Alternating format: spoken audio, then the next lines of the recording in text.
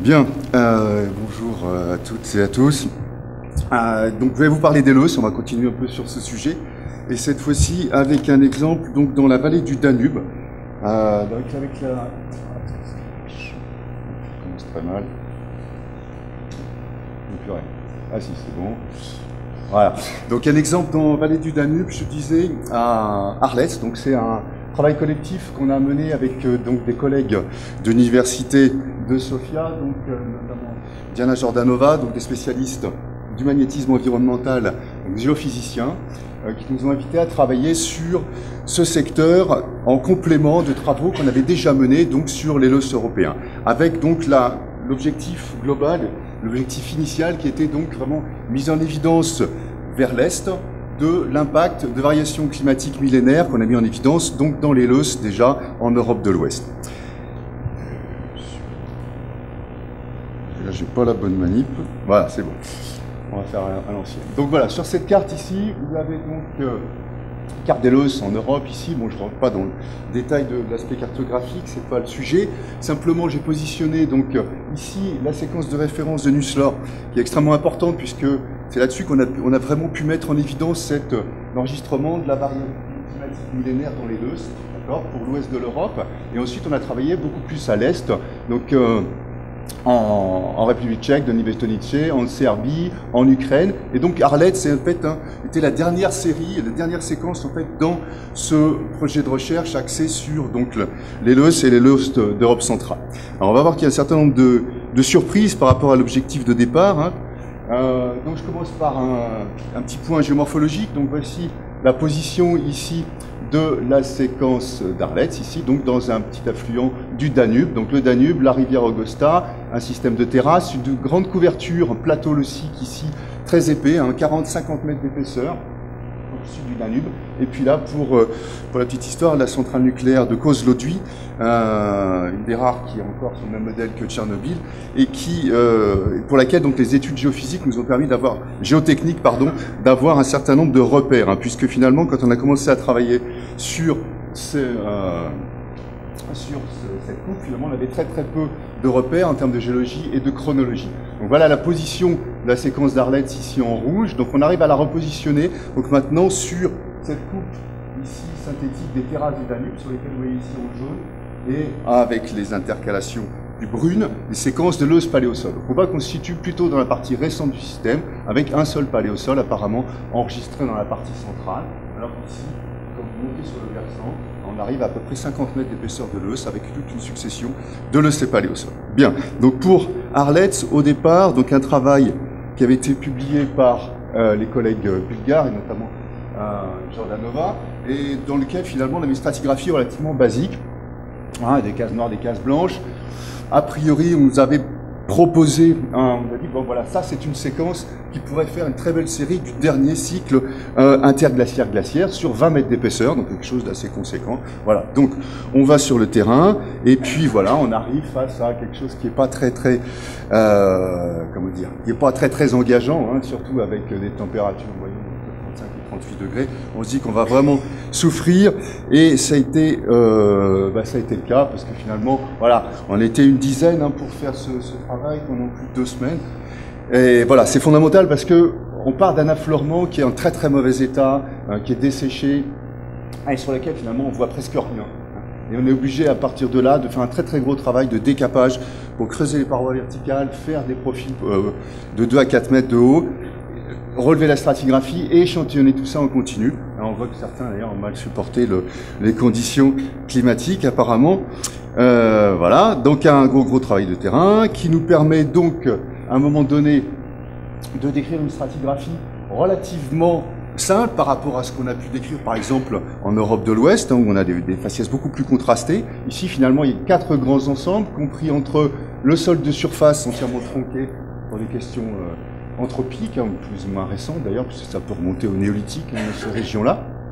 Et puis donc un premier ensemble de l'Eus, pas grand-chose, de très intéressant, un premier complexe avec 2 unités, et puis surtout ici plus de 10 mètres de l'Eus, avec juste quelques petits horizons de sol légèrement plus organiques vers la base, le tout reposant sur un complexe inférieur, qui lui n'est pas à proprement parler du l'Eus, puisque ce sont vraiment des dépôts plutôt de type dépôt de crues, hein, en position de marge de système de chenal, donc de fluviatile, dans lesquels on a un complexe de sol construit ici sur à peu près 4 mètres d'épaisseur qui repose sur la terrasse. Donc en gros on est sur la terrasse et on a surtout ce qui nous a frappé tout de suite, c'est effectivement l'épaisseur de ce loess, quelque chose qui du point de vue, quand on connaît un petit peu les loess européens, on a un peu de mal, voire beaucoup de mal à mettre dans les séquences du dernier glaciaire.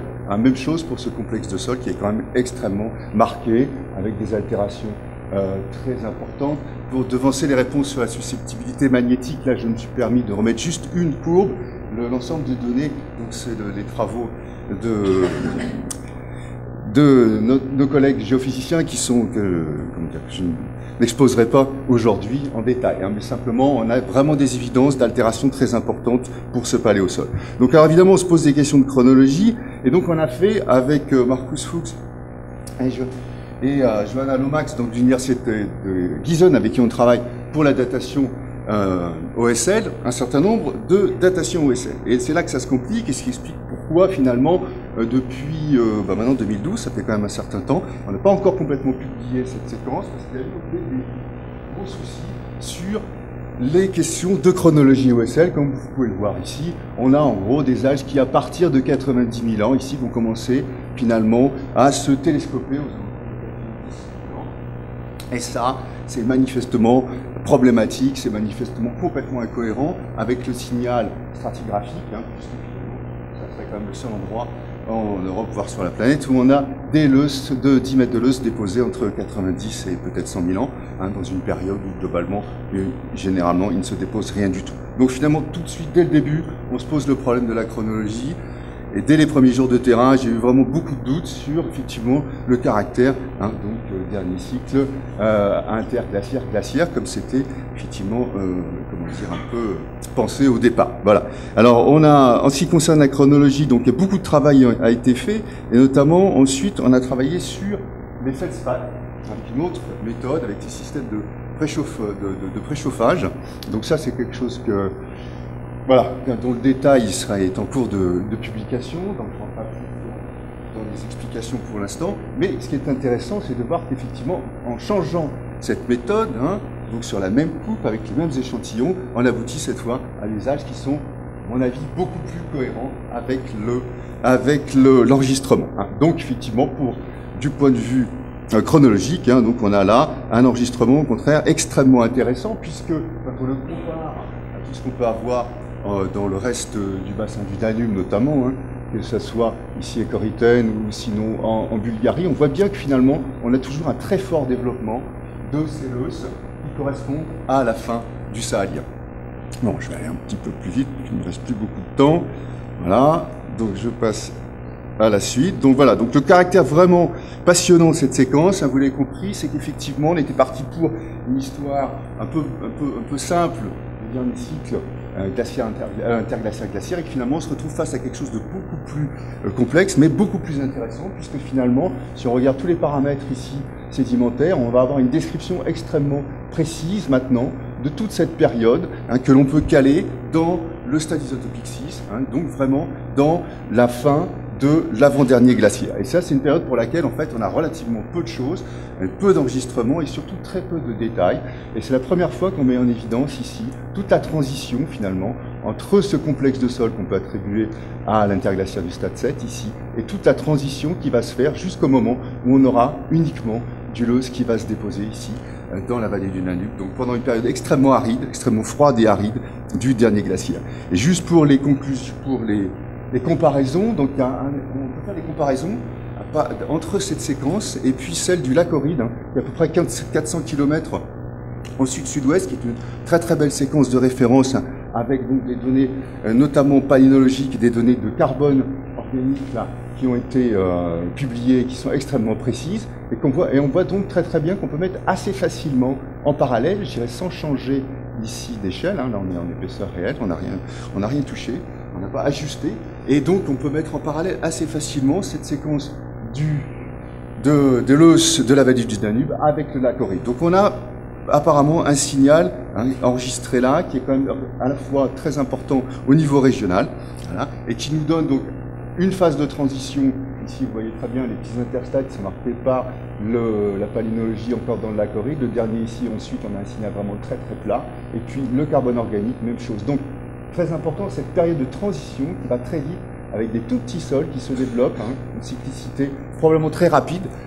Probablement du type millénaire comme ce qu'on a pour le dernier glaciaire, sauf qu'ici on est effectivement dans une chronologie qui ne nous permet pas évidemment d'aller dans le détail et de dater des choses de variations cycliques millénaires.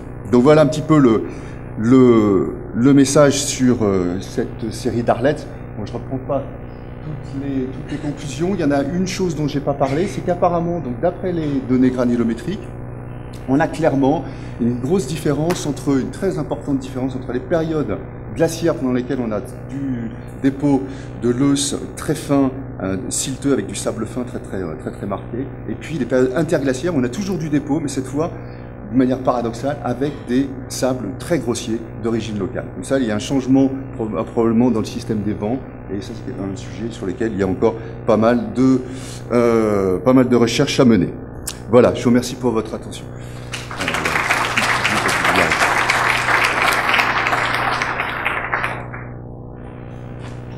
Est-ce qu'on est dans le temps? Oui, on a le temps pour une ou deux questions. Moi, j'ai une question, quand je les suis, c'est à propos du mode granulométrique, le plus fréquent, on tourne autour de combien de microns Alors on est à 50 microns, je dois avoir autour de 50 microns. Tu vois, voilà, je ne vais pas insister là-dessus, mais voilà, ça c'est le loss typique on tourne à 50 microns, ça c'est très bien classé.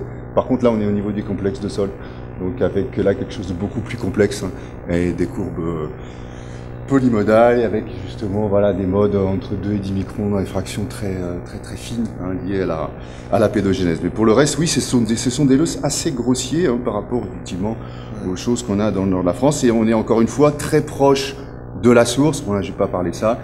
On est si on considère que ça vient de la plaine alluviale du Danube en conditions de périglaciaire, en fonction de la position de la terrasse, on a un transport sur à peu près 3 ou 4 km, pas plus, mais qui va quand même remonter la pente sur 50-60 mètres. Donc on a vraiment quand même les dépôts qui passent un obstacle et qui viennent se déposer sous le vent. Je pense que j'ai ça quelque part qui viennent se déposer. Je vais reprendre mon schéma du début. Ouais, c'est ça. Voilà.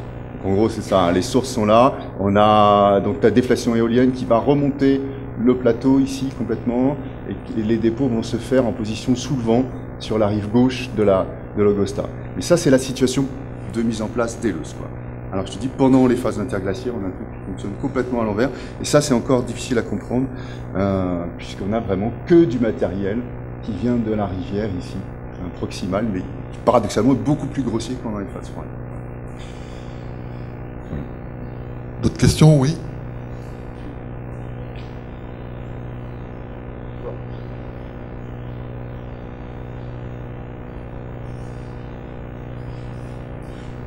Je sais.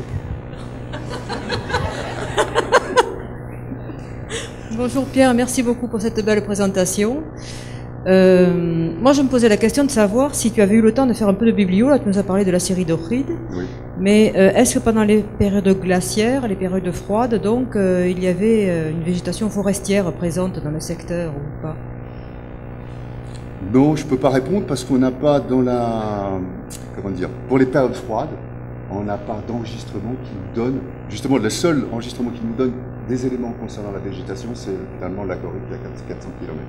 Dans la proximité immédiate, finalement, on n'a pas d'enregistrement avec une bonne donnée palynologique. Les bestioles là, de Nicole, là, les mollusques ne parlent pas, il n'y en a pas? Alors les bestioles, c'est pas Nicole, hein, puisque là on est en Bulgarie. Ah bon, d'accord, ok. Les nôtres, c'est plutôt M. Olivier Moine, mais qui en Oui. l'occurrence elle les a pas encore regardées en détail, mais non, elles ne disent pas grand-chose. Tout ce qu'on peut dire, c'est quand même, c'est qu'on a des faunes de mollusques dans le complexe de sol supérieur, par exemple, qui sont très proches des faunes actuelles. Par contre, donc, quand on passe dans les loess, on a finalement, alors que c'est un matériau carbonaté, hein, c'est 18-20% de carbonate, pas de problème de conservation, on arrive pas loin de zéro. Ah. C'est-à-dire qu'il n'y a plus du tout de mollusques. Mon Dieu. Donc, il n'y a plus du tout de mollusques. Et du point de vue végétation, on est vraiment un système. On a uniquement des traces de racines, d'herbacées dans ce dépôt-là. Donc je pense vraiment qu'on a été quand même là dans un contexte qui est vraiment d'aridité maxime, avec pas zéro végétation, hein, c'est toujours la question, mais c'est peut-être une microsteppe extrêmement rase, très très peu de choses parce qu'on n'a aucune évidence, notamment de racines qui pourraient être liées à une végétation un petit peu plus développée. D'accord, merci beaucoup.